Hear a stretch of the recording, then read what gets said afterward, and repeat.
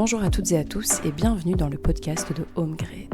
HomeGrid est le centre de conseil et d'accompagnement sur le logement privé en région de Bruxelles-Capitale. Si vous êtes locataire, propriétaire ou copropriétaire à la recherche d'informations sur la rénovation de votre logement, ce podcast est fait pour vous. Dans cet épisode, nous allons parler d'une problématique courante dans les maisons bruxelloises. Taches sur les murs, peinture qui s'écaille ou encore moisissures, les problèmes d'humidité sont fréquents dans les logements. Au-delà des dégradations qu'ils causent aux bâtiments, ils peuvent aussi avoir des conséquences sur la santé des occupants. Pour y remédier efficacement, il va être essentiel d'identifier l'origine pour mettre en œuvre le traitement adapté. Ici, nous allons aborder les 3 causes principales ainsi que leurs solutions. L'humidité peut trouver sa source à l'extérieur ou à l'intérieur du logement. Et ce sont les infiltrations d'eau pluviale qui constituent la première cause d'humidité extérieure.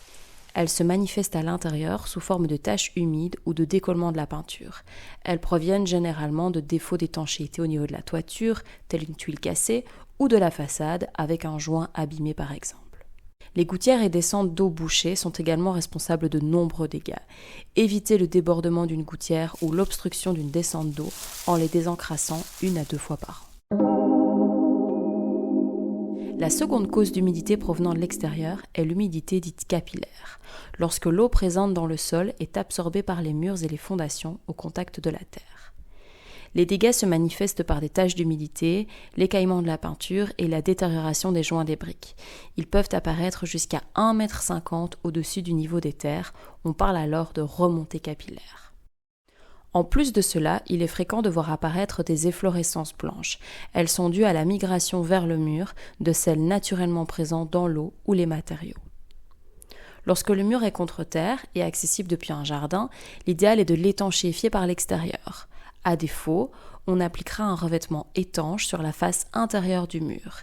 Et pour éviter des remontées capillaires, il faudra souvent y associer des injections afin de créer une barrière horizontale.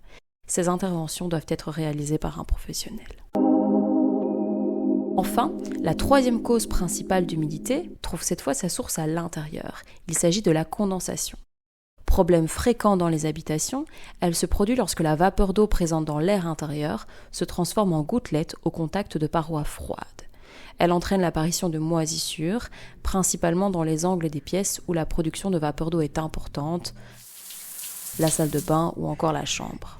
Pour limiter ce phénomène, il est vivement conseillé de maintenir un taux d'humidité relative de l'air inférieur à 60%, mesurable à l'aide d'un thermomètre hygromètre que vous pouvez facilement acheter en magasin. Aérer régulièrement, utiliser une hotte aspirante, éviter de faire sécher le linge à l'intérieur et chauffer suffisamment sont autant de gestes qui contribuent à préserver un air intérieur sain. Vous envisagez des travaux de rénovation ? N'oubliez surtout pas la ventilation. En isolant votre logement, vous le rendrez plus étanche au renouvellement naturel de l'air et sans solution de ventilation adéquate, des problèmes d'humidité peuvent apparaître. Alors, comment HomeGrid peut-il vous aider ? Les causes liées à un problème d'humidité sont parfois difficiles à identifier. Il est important que vous vous posiez les bonnes questions afin d'établir un diagnostic fiable.